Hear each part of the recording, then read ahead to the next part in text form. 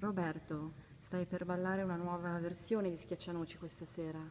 Sì, è una versione nuova, una nuova produzione per la compagnia di Nacho Duato, un coreografo con cui ho lavorato diversi anni fa a Londra, alla Royal Opera House, e vediamo come va. È sicuramente una versione molto classica, però con un tocco un po' più contemporaneo, un po' più moderno, che è proprio dello stile di Nacho, perché lui è sempre stato un coreografo moderno, viene dalla scuola di Kilian, di Mazzek.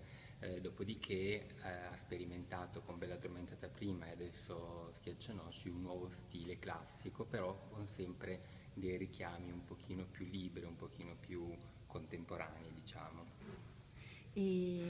Come difficoltà tecniche sono le stesse, troveremo gli stessi passi a due della Sì, come versione.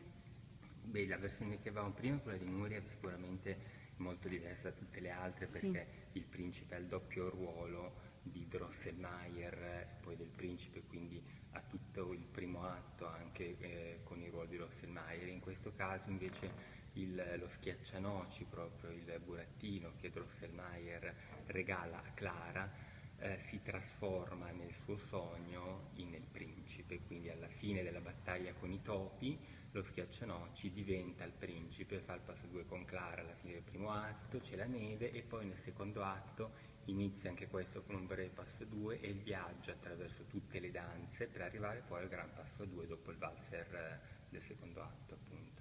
E poi è un grande sogno ballare su questa musica di Tchaikovsky, sempre meravigliosa. Sicuramente la musica di Tchaikovsky è meravigliosa ed è una delle più belle in assoluto, scritte per balletto, sulla quale si può ballare e questo aiuta tanto, aiuta tutti noi e credo che coinvolga emotivamente molto anche il pubblico.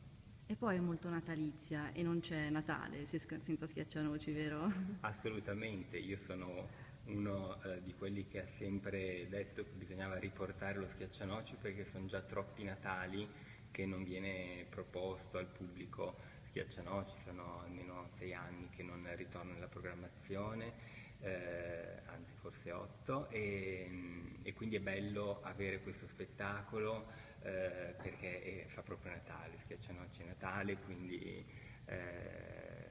è proprio in atmosfera, riempie il cuore di gioia, di felicità, è una bella favola per bambini e per adulti, quindi buono schiaccianoci, buon Natale.